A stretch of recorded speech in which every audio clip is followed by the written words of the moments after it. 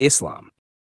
In Islam, when a Muslim dies, the body is washed gently, usually 3 times with water, in a respectful way similar to the purification before prayer. After that, the body is wrapped in a simple white cloth called a kafan in Arabic. It does not matter if the person was rich or poor, powerful or weak. Everyone is buried in the same simple white cloth. The body is buried quickly, usually within 24 hours if possible. It is placed on the right side, facing toward the Holy Kaaba. Before the burial, people perform a special prayer called janazah. The funeral prayer has no bowing and no prostration. It is only standing and asking Allah for mercy. But here's what most people don't know. The real journey starts after burial. According to Islamic texts, 2 angels named Munkar and Nakir appear in your grave. They ask you 3 questions. Who is your Lord? What is your religion? Who is your prophet? If you lived as a believer, the answers flow easily. Your grave expands as far as you can see. A window to paradise opens, and you see your place there. You sleep in peace until Judgment Day. But if you can't answer, your grave becomes so tight it crushes your ribs. A window to hell opens, and you experience punishment until resurrection. This period is called Barzakh, a barrier state between death and the Day of Judgment, where your soul waits. Then comes the Day of Judgment.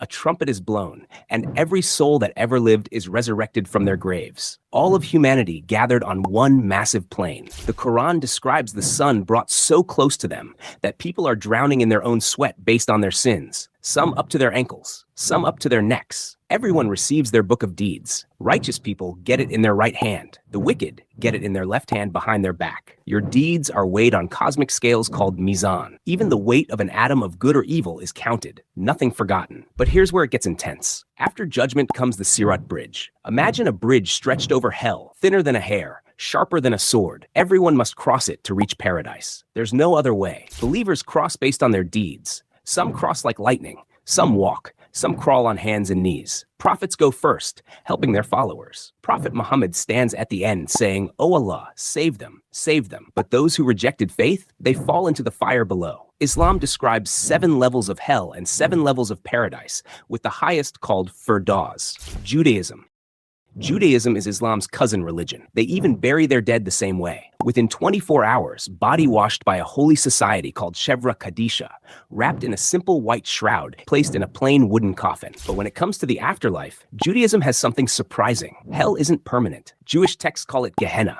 It's not endless torture. It's purification, like your soul going through a spiritual washing machine. The maximum time anyone spends there? 12 months. Even the worst human who ever lived would eventually be purified and move on. This is completely different from Christianity and Islam, where hell is eternal. The righteous go straight to Gan Eden, which means Garden of Eden. Peace, closeness to God, spiritual pleasure. And here's something you will not believe. Judaism teaches that righteous people of all nations have a place there, not just Jews. After death, the soul waits for something called Olam Haba, which means the world to come. The idea is that the world we live in right now is broken and full of suffering. In Judaism, there is a strong belief that one day the Messiah will come and restore justice and peace. In Islam, it is called Dajjal, the false Messiah, the greatest deceiver in history. In Christianity, it is called the Antichrist. At that time, the dead will be physically resurrected. The body will come back to life and reunite with the soul, and people will live in a renewed and perfected world where suffering, injustice, and death will no longer exist. But not all Jews believe the same thing. Orthodox Jews expect actual physical resurrection, meaning their real bodies will come back to life one day. Reform Jews see it more spiritually, focusing on the soul living eternally rather than the body returning. And Kabbalah, the mystical branch, believes in Gilgul, which is reincarnation. Your soul comes back to earth in different bodies, life after life, until you complete your spiritual purpose. Christianity. In Christianity, there are 2 main different ideologies. One is Catholic, and the other is Orthodox. Christianity came from Judaism, but added something completely new. A place between heaven and hell called purgatory. When a Catholic dies, their soul is judged immediately. Heaven, hell, or purgatory. Purgatory is not meant to be punishment. It is purification. The idea is that if someone is destined for heaven, but their soul is not fully pure yet, they go there first. You can think of it like a spiritual hospital, where the soul is healed and prepared before entering paradise. How long does it last? No one really knows. It could be a short time, or it could be much longer. But one important difference is that, in this belief, people who are alive can pray and do good deeds to help the soul during this time. Your family can pray for you. Masses can be offered for your soul. These prayers can shorten your time in purgatory. This is why Catholics pray for the dead. In this belief, everyone who enters purgatory eventually reaches heaven. It is temporary, not eternal. Hell, in Catholic teaching, is eternal separation from God. It is a state of punishment and suffering for those who die in serious sin without repentance. And heaven is described as the beatific vision, seeing God directly and living in complete and eternal joy. But the story does not end there. At the end of time, Jesus Christ will return. All people will be resurrected, and the final judgment will take place. After that, God will create a new heaven and a new earth where the saved will live forever. However, Orthodox Christians have a slightly different understanding. In Orthodox Christianity, there is a belief that after death, the soul goes on a journey for about 40 days. During this time, the soul is said to revisit places from its life and face its past actions. In some traditions, this is described as the Ariel toll houses, where the soul is questioned about different sins like lying, stealing, or pride. Because of this, the first 40 days after death are considered very important. The living pray, hold special liturgies, and ask for mercy, believing that these prayers help the soul during this journey. The ultimate goal in Orthodoxy is something called theosis, becoming closer to God and being transformed by His presence. One of their unique views is that heaven and hell are not completely separate places, but different experiences of the same divine reality. For the righteous, God's presence brings peace and joy. For those who reject Him, that same presence becomes painful and overwhelming. Protestant Christians, however, rejected many of these ideas. They generally do not accept purgatory, prayers for the dead, or this 40-day journey. Instead, they teach that after death, a person goes directly to heaven or hell, based mainly on faith in Jesus. Hinduism.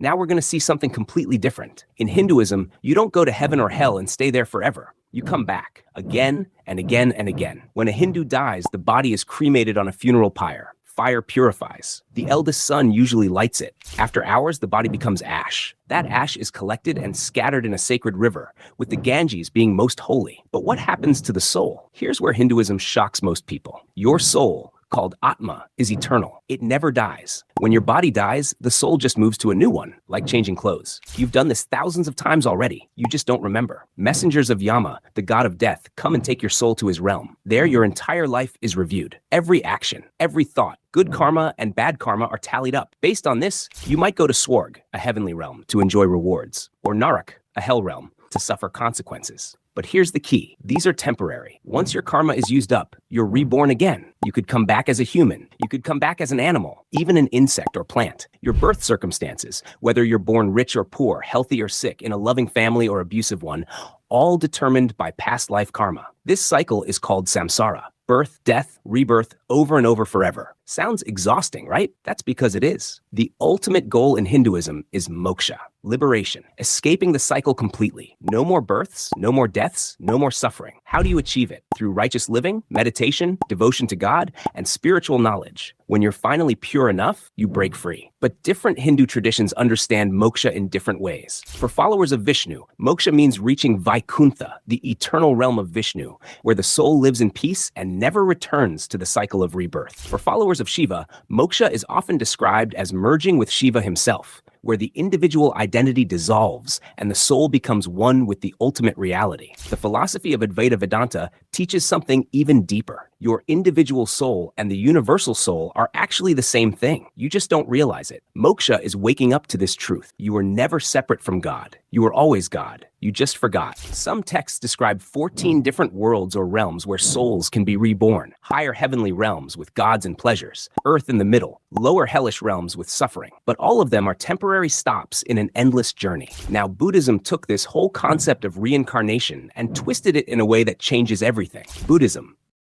Buddhism says there's no permanent soul. Nothing is reborn because there's nothing permanent to begin with. So what actually continues from one life to the next? In this belief, it is consciousness. A common example is a candle lighting another candle. The new flame is connected to the first, but it is not the same flame. In the same way, the next life is linked to the previous one, but it is not the exact same person. This is why it is often described as rebirth rather than reincarnation. And that difference is important. In Theravada Buddhism, which is practiced in places like Thailand and Sri Lanka, when a person dies, rebirth happens immediately. There is no waiting period. Based on karma, consciousness moves straight into a new existence. This new life can be in one of 6 different realms, depending on the actions and intentions of the previous life. Mahayana Buddhism, which is practiced in places like China and Japan, has a more detailed understanding. In Pure Land Buddhism, it is taught that a person can be reborn in the Pure Land of Amitabha Buddha. This is seen as a peaceful, pure realm where conditions are perfect, making it much easier to reach enlightenment. Tibetan Buddhism has one of the most detailed descriptions of the afterlife. They describe a process called the Bardo, a period of about 49 days between death and rebirth, where consciousness experiences powerful and intense visions. It is said that soon after death, a person sees a clear and bright light. If they recognize it as their true nature, they can reach enlightenment instantly. But most people become afraid and miss this moment. After that, peaceful and beautiful figures are believed to appear, offering guidance and liberation. If the person understands that these visions come from their own mind, they can be freed. But many do not recognize this and continue on. Later, terrifying and wrathful figures may appear. Even these are seen as projections of the mind, and still another chance to escape the cycle of rebirth. During these 49 days, Tibetan monks may sit near the body and read from the Bardo Thodol, often called the Book of the Dead, guiding the consciousness through this journey. If enlightenment is not reached during this period, rebirth happens in one of 6 realms. There is the God realm, where beings live in pleasure for long ages, but eventually fall. The jealous God realm, filled with conflict. The human realm, which is actually considered the best chance for enlightenment. The animal realm, driven by instinct and suffering. The hungry ghost realm, where beings are never satisfied. And the hell realms, where intense suffering is experienced. But even in Buddhism, these hells are not eternal. A being may suffer for a very long time, but once that karma is exhausted, rebirth continues. The ultimate goal in Buddhism is not heaven, it is nirvana, complete freedom from the cycle of birth and death. It is not about going to a better place, but ending the journey itself. Nirvana is often described as the end of craving, attachment, and ignorance. Some call it a peace beyond words, while others describe it as a drop of water returning to the ocean. And now, the oldest tradition we are discussing offers a very different vision, one involving a bridge of judgment and the promise that evil itself will one day come to an end. Zoroastrianism.